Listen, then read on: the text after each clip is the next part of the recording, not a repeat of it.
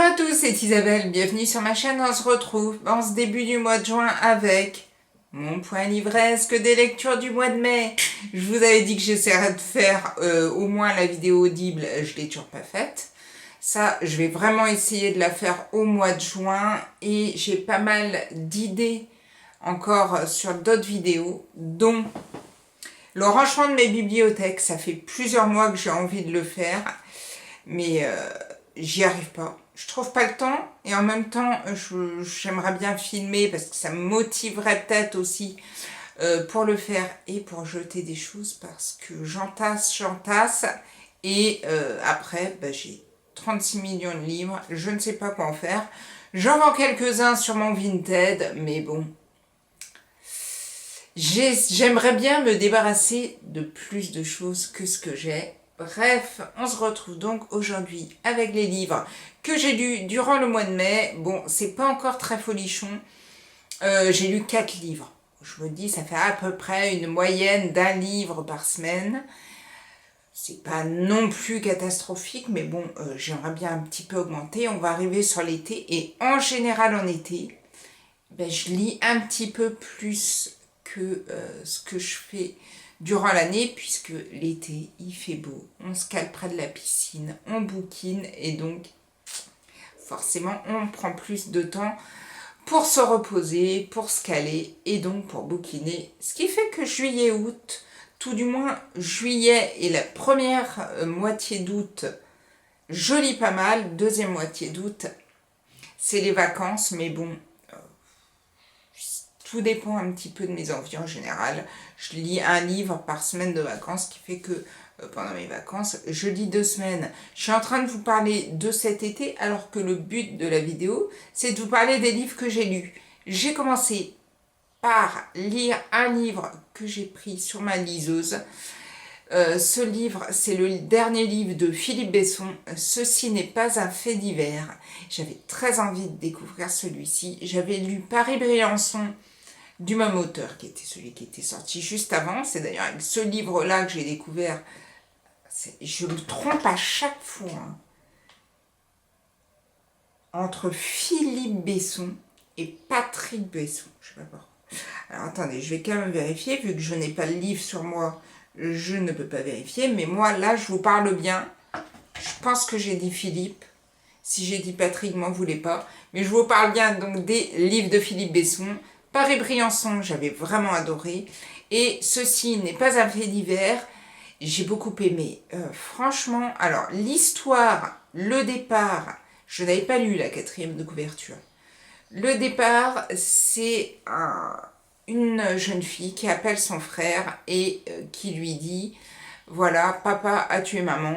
Et on va donc partir sur cette histoire de la vie de ces 2 enfants. Bon, le garçon a 19 ans, mais la fille, je crois qu'elle a 12 ans, 13 ans, enfin elle est assez jeune, elle est ado. Et on va donc partir dans l'histoire de ces deux jeunes, qu'est-ce qu'ils vont devenir à la suite de ce geste, et aussi leur vie avant, ce qui s'est passé avant avec leurs parents, et ci et ça, enfin bref. Une histoire très touchante. Moi, ça m'a totalement bouleversée. Et pourtant, dès le début du livre, moi, je n'avais pas lu la 4e de couverture. Je suis arrivée jusqu'à la fin du livre en pensant que c'était 2 femmes. Que c'était 2 filles, en fait. La fille plus âgée et la fille plus... je sais pas pourquoi j'ai pensé ça. Où il y avait peut-être quelque chose dans la réaction du frère qui me laissait penser une certaine féminité, je ne sais pas. Mais moi, pendant tout le livre, j'ai pensé que c'était 2 filles et je suis arrivée à la fin. Et à la fin, il y a un mot qui m'a fait dire « Ah mince, c'est un garçon ».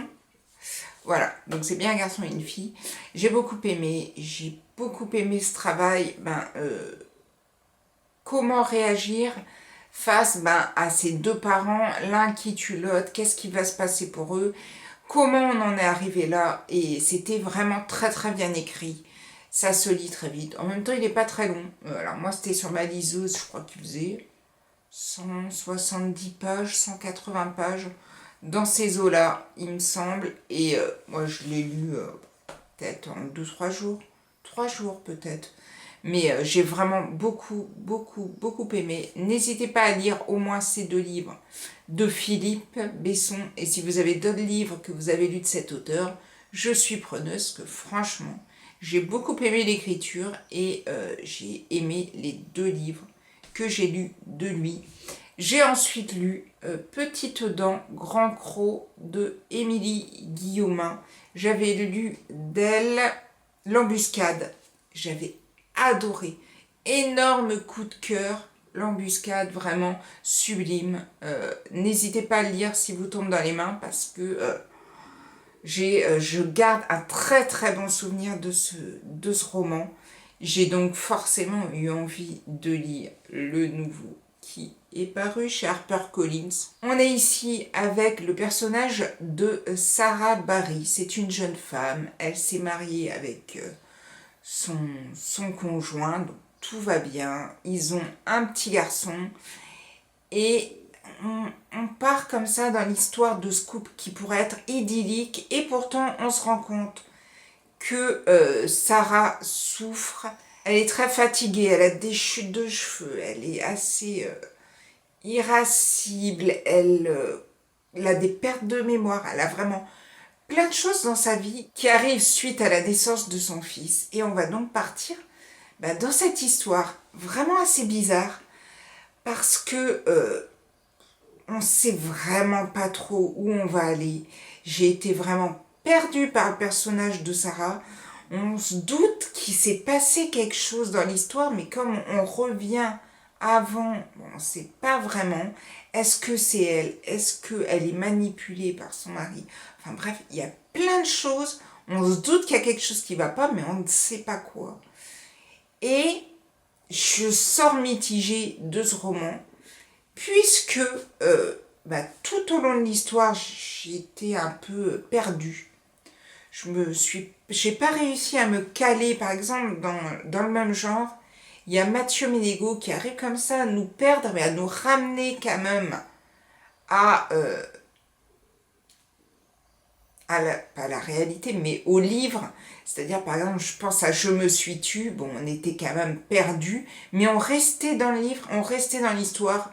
Là, j'ai été perdue et je vous avouerai que je savais plus trop où j'en étais. J'étais obligée de retourner en arrière, essayer de me remettre dans l'histoire. Vraiment, autant elle avait des pertes de mémoire, la fatigue et tout ça, mais moi, ça m'a fatiguée aussi parce que j'étais perdue dans ce livre.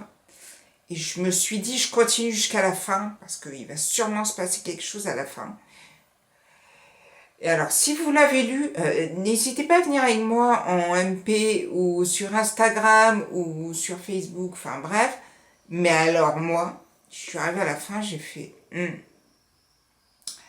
J'ai été perdue. J'ai compris à ma façon, mais je suis pas sûre d'avoir compris la bonne fin de ce bouquin. Parce que... voilà.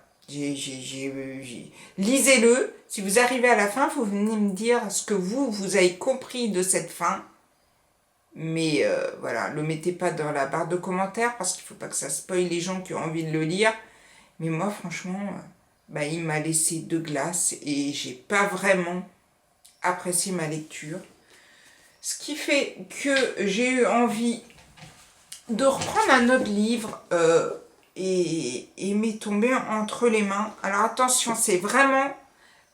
Là, on est à fond sur un mois où on se marre. On se pique des grosses barres parce que je me rends compte finalement que les 4 livres que je vais vous présenter, il n'y a rien vraiment d'hyper marrant. C'est toujours assez glauque. Et on est ici avec le livre de Vinciane Meuchler, Accordez-moi la parole, paru aux éditions Mercure de France. Et dans ce livre, on est avec une femme qui s'appelle Raphaël. Et Raphaël a plusieurs enfants. Elle se retrouve sans mari, donc elle est obligée de se débrouiller avec ses enfants, dont un tout petit bébé qui est né il y a quelques mois. Et Raphaël va commettre l'irréparable et va tuer son petit garçon. Et on va donc se retrouver avec la vie de Raphaël, mais avec ce qui va se passer pour elle. Et cette femme, Raphaël, va être suivie par une jeune journaliste qui s'appelle Salomé. Et on va donc suivre ces deux femmes qui vont apprendre à se connaître, qui vont apprendre l'une de l'autre et qui vont essayer de se comprendre. Et super bouquin, franchement c'est très bien écrit, même si voilà, quand on a des couvertures comme ça, on ne sait pas trop sur quoi on va tomber. Moi je sais que c'est un lecteur de la médiathèque qui l'a rendu. Je me suis dit tiens, j'ai regardé un peu la quatrième de couverture, donc je savais de quoi ça parlait. Et franchement, c'est un très très bon livre, c'est superbement écrit. J'ai accroché aux deux personnages et donc forcément, c'est horrible de tuer son enfant. Et on se demande comment on peut accorder une confiance et comment on peut se retrouver jeune journaliste et se retrouver face à une femme qui a tué son enfant, et comment on peut essayer de faire comme si on ne la juge pas sur ce qu'elle a fait. Et moi j'ai vraiment beaucoup aimé ce roman. Donc si vous tombez entre les mains, si vous le voyez, ne vous arrêtez pas à cette couverture bleue, mais essayez de plonger dedans. Alors bon, c'est sûr que niveau gaieté et tout ce qui s'ensuit, ça donne pas forcément envie de s'y mettre. Tout que je vous rappelle que j'étais en panne de lecture. Donc là, j'en suis quand même au 3e livre. Meurtre, enfants, parents. Donc bon, c'est pas très gai. Et on va terminer, parce que du coup, après tout ça, je me suis dit, tiens, ça faisait longtemps que je voulais le lire. Et je me suis sorti un David Fuenquinos qui s'appelle Deux sœurs. C'est paru chez Gallimard. On est dans la même... on est dans des couvertures qui sont pas très glamour. Et alors, David Fuenquinos, parfois j'adore. Parfois, je n'aime pas du tout. Je suis souvent déçue parce que je trouve que ça traîne en longueur. Ici, on est avec Mathilde. Mathilde vit avec Étienne.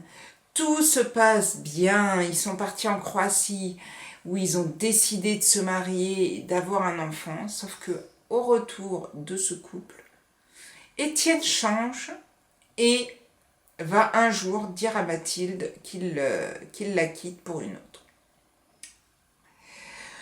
Donc là, après, Étienne vit sa vie et on va donc tomber dans la déchéance de Mathilde qui va se retrouver perdue, sans comprendre ce qui lui est arrivé. Et on va donc suivre cette femme après s'être fait larguer par l'homme qu'elle pensait être l'homme de sa vie.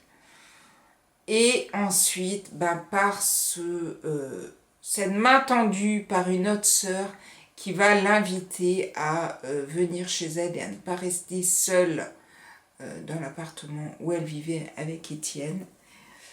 Et je n'en dirai pas plus, mais j'ai eu beaucoup de compassion pour Mathilde. Je me suis dit, la pauvre, se faire larguer comme ça, comme une vieille chaussette. Et tout ce qu'elle a souffert après, parce que ça s'est répercuté forcément sur sa vie, sur son travail, sur sa santé. Et donc, je me suis pris de pitié pour Mathilde. Je ne peux pas vous en dire plus, mais n'hésitez pas à lire ce roman qui, franchement, m'a beaucoup plu. C'est pas le meilleur Fuenquinos, mais j'ai bien aimé lire ce bouquin. J'ai bien aimé le personnage de Mathilde. Je crois que sa sœur, c'est Agathe. Voilà. J'ai beaucoup aimé le personnage d'Agathe, qui est donc sa sœur. Et franchement, la première partie est excellente et la deuxième, je ne vous en parle pas. Je vous dis pas plus, mais j'ai vraiment assez bien aimé ce roman de David Fuenquinos. Ça change des autres. J'avais beaucoup aimé aussi numéro 2, j'avais trouvé très bon. Mais à côté de ça, il y en a d'autres qui m'ont pas laissé de souvenirs impérissables, mais j'avais vraiment moyennement aimé. Surtout, j'avais pas trop aimé, c'était Vers la beauté, le roman qui se passe dans les musées au tout début. Ça m'avait un peu déçu. J'en ai lu d'autres qui m'avaient pas non plus laissé un souvenir waouh. Et le seul qui m'a laissé vraiment un souvenir, mais ça reste mon énorme coup de cœur de David Fuenquinos, c'est Charlotte. Si vous tombez sur Charlotte, n'hésitez pas à le lire. Mais si vous tombez sur Deux sœurs, n'hésitez pas à le lire non plus. Franchement, ça fait partie pour l'instant de mon trio de tête des romans de David Fuenquinos. Donc Charlotte, numéro 2 et Deux sœurs. J'en ai donc fini avec mon point livresque du mois de mai. Des bonnes lectures assez sombres. J'ai, à la fin du mois de mai, commencé le dernier roman d'Ingrid Chauvin. L'échappée belle, quelque chose comme ça. Et on est au 5 juin. Donc je l'ai quand même commencé fin mai. Et je crois que j'ai lu 80 pages, un truc comme ça. Ça me plaît pas vraiment. Et je pense que je vais laisser tomber parce que je m'enlise. Et c'est reparti dans une sorte de panne de lecture. Il faut que je m'en sorte puisque depuis le 1er juin a commencé le challenge Paye ton slip. Et c'est un challenge qui me booste pas mal en général pour lire. Sauf qu'on est le 5 juin. Et j'en ai lu aucun. Et mon but dans ce challenge, c'est de lire 24 livres, je crois. Donc c'était la taille L, je crois. Donc au moins 24 livres. Sachant qu'on est le 5 juin et que j'en ai pas lu un seul, je pense que je vais me donner un petit coup de cravache et je vais laisser tomber le roman d'Ingrid Chauvin parce que ça va pas le faire. Je vais donc essayer de me rebooster dans un autre roman que j'avais mis dans ma pile à lire du printemps, parce qu'on est encore au printemps jusqu'au 21 juin. Et vraiment, je vais essayer de me donner un petit coup de fouet. Je vous retrouverai avec aussi la pile à lire de l'été. Ça va faire beaucoup de vidéos pour le mois de juin. Mais je vais essayer au moins de vous faire mon bilan audible. Parce que sinon, au bout d'un moment, j'aurai oublié les premiers livres que j'ai lus. Enfin, que j'ai écoutés. Parce que je suis quand même audible. Je me suis mis à audible le 23 décembre. Quelque chose comme ça. Donc ça fait quand même un petit moment maintenant. Ça va faire 6 mois. Donc je vais quand même vous faire ce bilan-là au mois de juin.